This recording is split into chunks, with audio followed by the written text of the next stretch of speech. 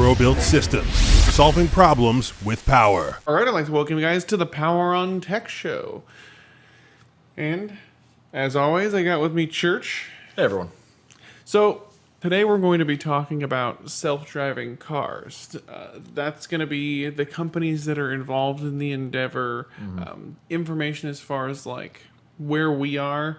Because here in California, we actually have 2 self-driving cars on the road right now, always. They're logging hours for Google and Mercedes. I think BMW probably also has one too, but I know that Google and Mercedes both have one in San Francisco, and basically they're just going around consistently clocking hours.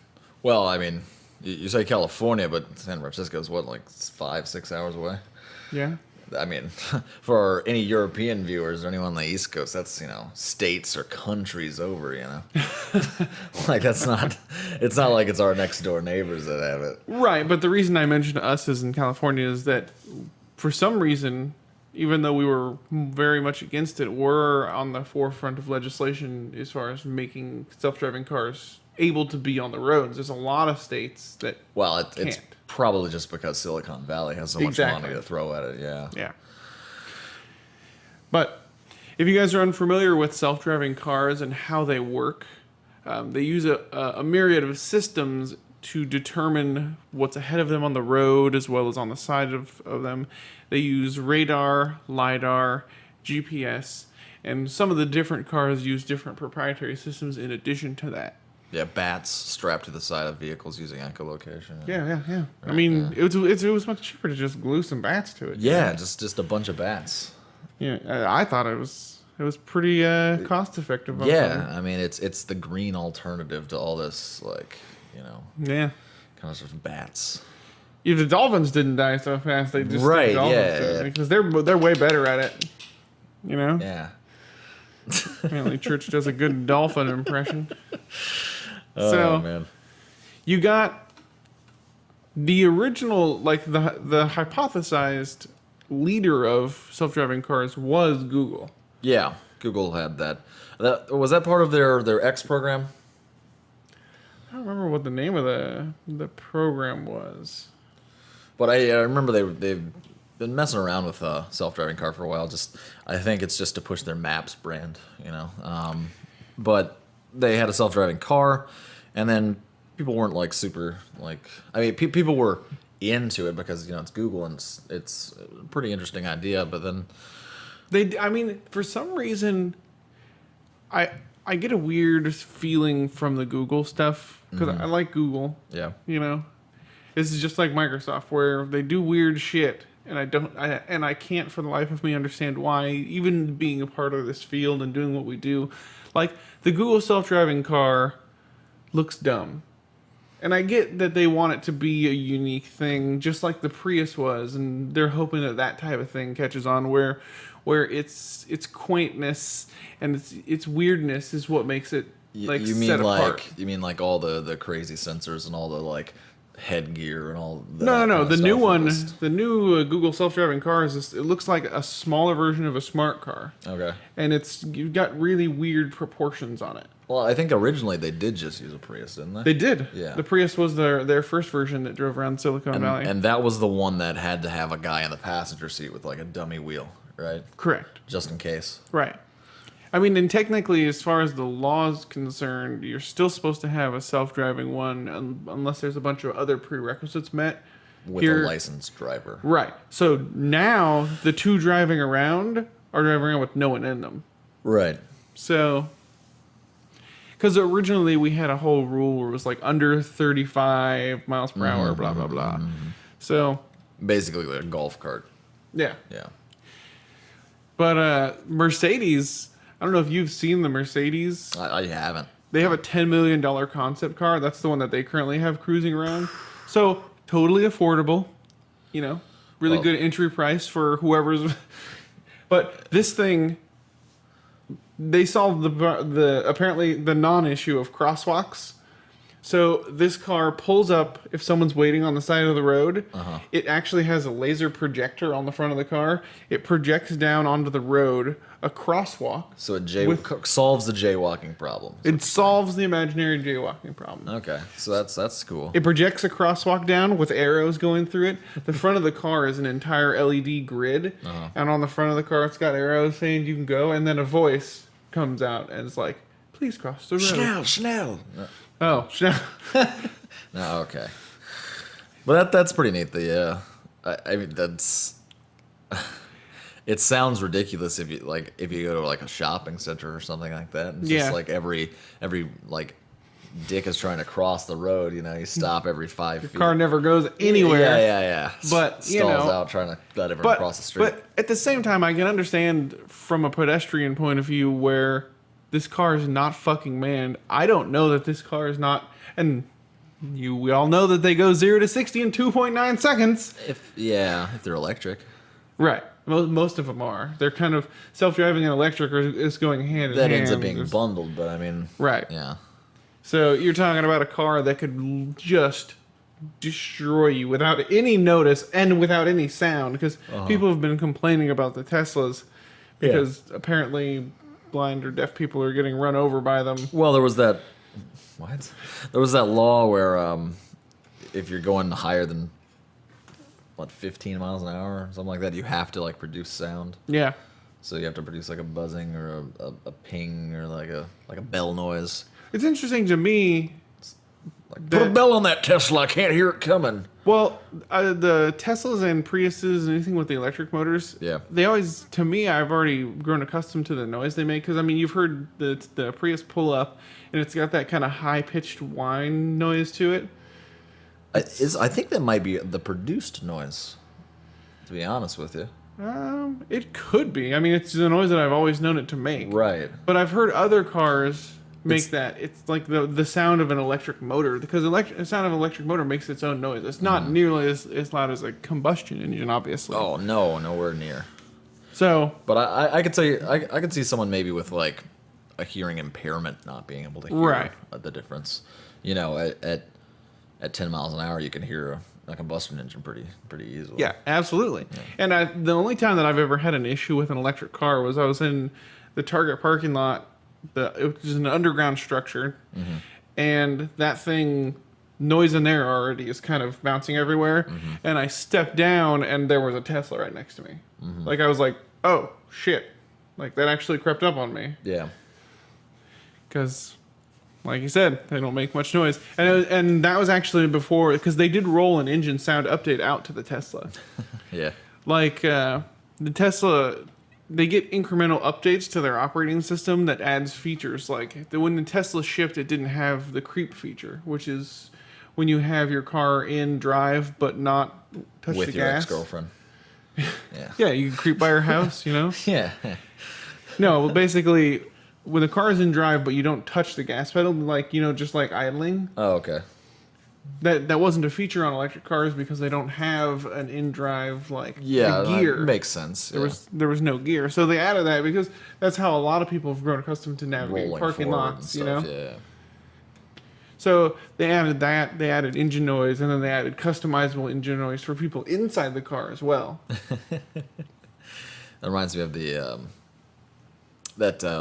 I can't remember what movie it is, but I think it's Kevin James, and he's trying to figure out like how to make electric cars sound good. I want an electric car to sound like a Mustang or sound like a Corvette or sound like just random other things. So, and they added vibrations and all that too, just so they could have a feeling of a muscle car but in an electric car. Right, and they did the thing like that on Top Gear where they were driving. I think it might have been a Nissan, and it had like a little scroll wheel of all the different cars you can make it sound like.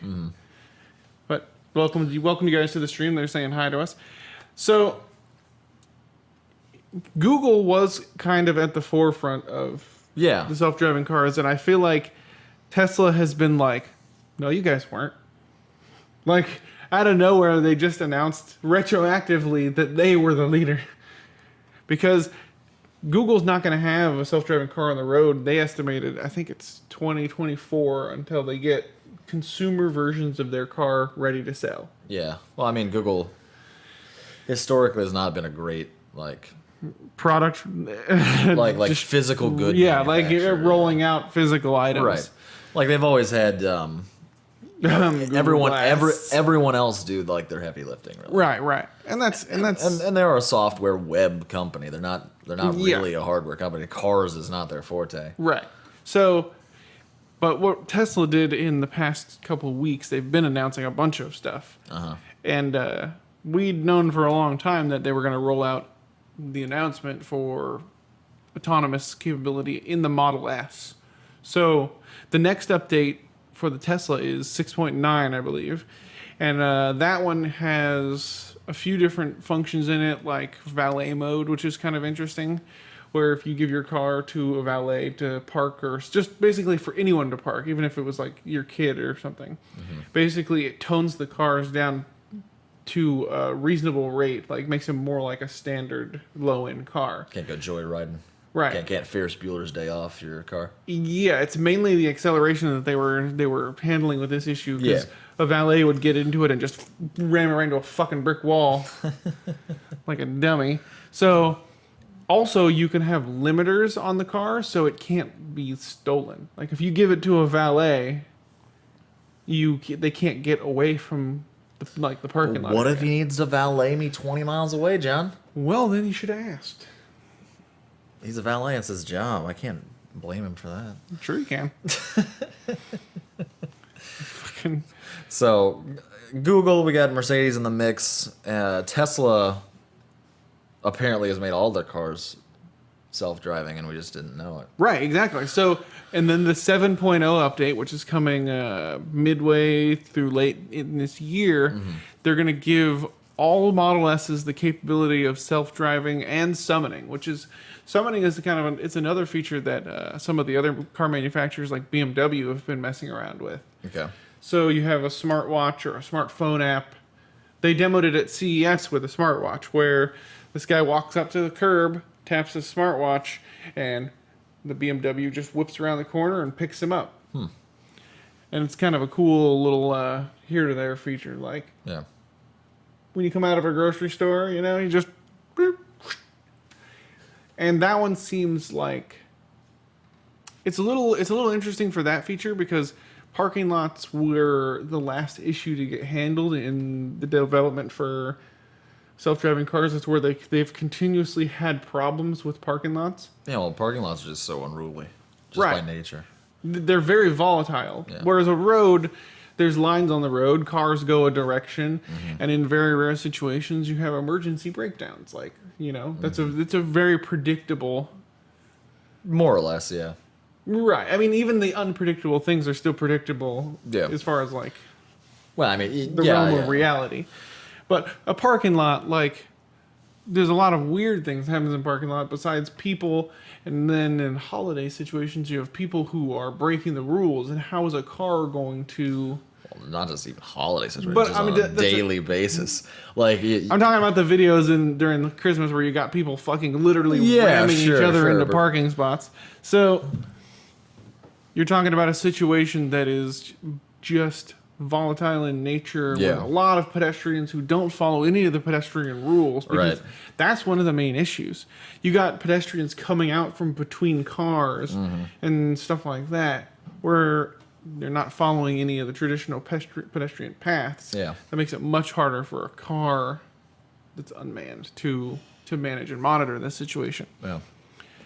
I don't know, man. Like there's a lot of stuff, like parking garage stuff with like double parking in it, or like just reading the entrance exits, like reading all the stuff off walls, right? Directionality signs and stuff like that. And in parking garages, like so there's a Target near us that is the new way that they built Targets to save space. They have an underground parking structure and then the store above it. That's another situation where the car relies heavily on GPS when its other systems are not doing as well. Yeah. And in those underground situations, doesn't get as well of a like. Right. Yeah. So the car's not going to get internet, which is what it relies on that, and it relies on GPS. So in those situations where you're going into an underground parking structure, it's still going to rely heavily on you. Yeah. So Yeah. It seems like a pretty hard to predict area. right. Right. But apparently Tesla's, they at least think that they got it handled enough to roll an update out. Well, I mean, Tesla invented parking garages, so clearly. it makes sense that they would have a handle on it. So Yeah. yeah. Nicholas Tesla, time traveler. So It was horse parking. He knew what he was doing. yeah, he got it. He got it. So, and then one of the last updates in this coming version of the Tesla operating system was range anxiety. That's a big thing that they're trying to deal with in electric cars. Oh, like, I only have 25 miles left. That kind of Right. stuff. So they're just going to be doing multiple algorithmic. The main thing they want you to use the built-in or any navigation. Yeah. So what they did is they allowed the Tesla to use other third-party navigation apps to do its additional calculations as well. So even if you're using Google Navigate, it will still take that into account Yeah. to tell you whether or not your destination is too far out of a charging route. Gotcha. So, welcome guys to the show here. We're talking about self-driving cars, specifically Teslas at this point, because they seem to be the leader and closest to market. Yeah. But I mean, that's just because they already have, like, the manufacturing facilities for it. you know? And they also started out with that type of thing in mind. Whereas you're talking Yeah. other cars who are going back, like Google, for instance, they're retrofitting a Prius. Right, and they're not a car manufacturer. You know? Right. Yeah, and then you got Mercedes, who has plenty of facilities to make it, but it's outside of their normal kind of like deal. Like they'd have to make brand new facilities probably just to have a production model of it, whereas Tesla's just like already got that kind of Right, stuff their going facility is totally applicable. on. Yeah. Like, they don't need to change anything in order to roll out these self-driving Right, cars. because it's basically production. Because they built all these On all cameras and sensors into the cars that they already have. Yeah. Yeah, I mean that's a huge. Someone wants to talk about Rainbow Six. Well, what do you want to talk about Rainbow Six? Do they have self-driving cars in Rainbow Six? Maybe. I mean, maybe they just come. Are we talking N64 Tom Rainbow Clancy Six? looks- Like I don't know. No. Okay, so.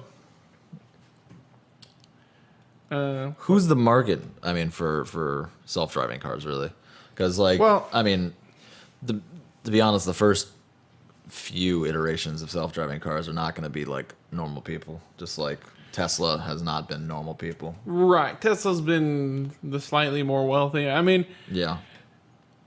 if you consider that the ideal who I would want to put self-driving cars in the hands of would be the lowest end people. If I could pick who was in a self-driving car, it'd be people of lower intelligence and those are exactly the people who aren't going to adopt it.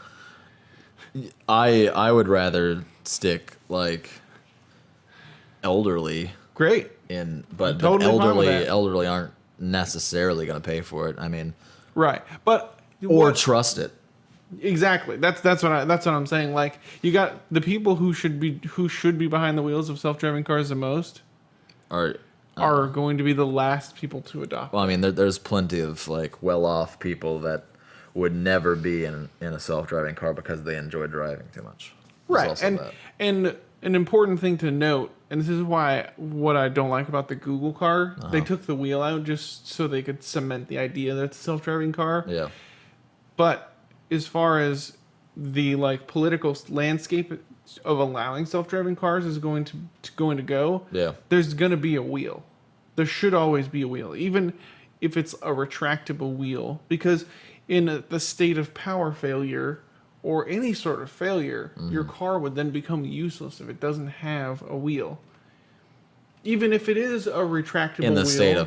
state of power failure, your car's useless anyway. It doesn't need a wheel, you know. You're talking about the electric cars, but Yeah. Well, I mean,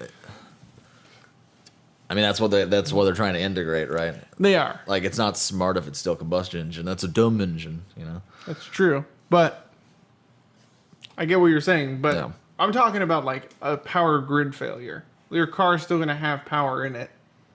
It's not going to go away.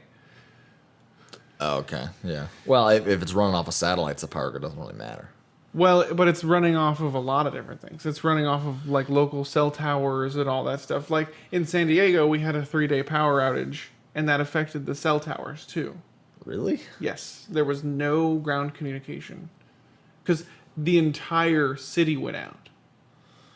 There was only a couple hours of auxiliary power in the communication systems. Mm-hmm. So there was no gas, no cell, no nothing. GPS still works, but that's on its own thing and great for you. When you say no gas, you mean no gasoline? Correct. Okay. I was like, because Natural gas still works. Just goes. Yeah. But in a situation like that, which is a very obviously doable, and then like here in Ventura, there was another situation where the same thing happened. There was during the quakes. Yeah, I guess I've never had that kind of like stuff. I've always had like hurricane or tornado or ice storms and stuff like that, where it's never like people will thousands of people will go without power. Right, but it's not a core infrastructure failure, like a total infrastructure failure. Yeah, which. I've known of 2 of those situations, and in those situations, your self-driving car would be pretty much fucked. Well, unless it didn't rely on those things. If it didn't need a cell tower, if it has GPS because GPS is not, terrestrial. Right. If it just worked off of sensors reading things around it, then it wouldn't matter at all. Right. But what they're tying these cars into is a network of these cars, which gives them the ability to. Well, if they ad hoc'd each other, it wouldn't matter either. Right, and that is actually one of the more interesting systems that I think people are trying to develop. It's not very well developed at this point. Yeah. This guy really wants to talk about first-person shooters. There will be a day for this. Yeah, we could do a shooter day, dude. Don't worry about it. Yeah. An ad hoc network. Mm-hmm. So once there's enough of these cars on the road where these cars can ask the other cars about traffic conditions or using their sensors as their own sensors further up the road. Mm-hmm. And that would be a great way of making the system much more efficient and able to function at a higher speed as well. So when does Skynet get into cars? That's already happening. Okay. So... Sarah Connor. No. Sarah Connor. Looking for John. Yeah. I'm John. Not Connor, though. You don't know my real name. You're definitely not John Connor. All right, guys. I'd like to thank you guys for joining us. Hit the follow button on Twitch, like button on YouTube, and as always, I'd like to thank you for solving problems with power. In this case, it was actually power. Like electric cars power. Mm-hmm. And computing power. Yeah. Teraflops.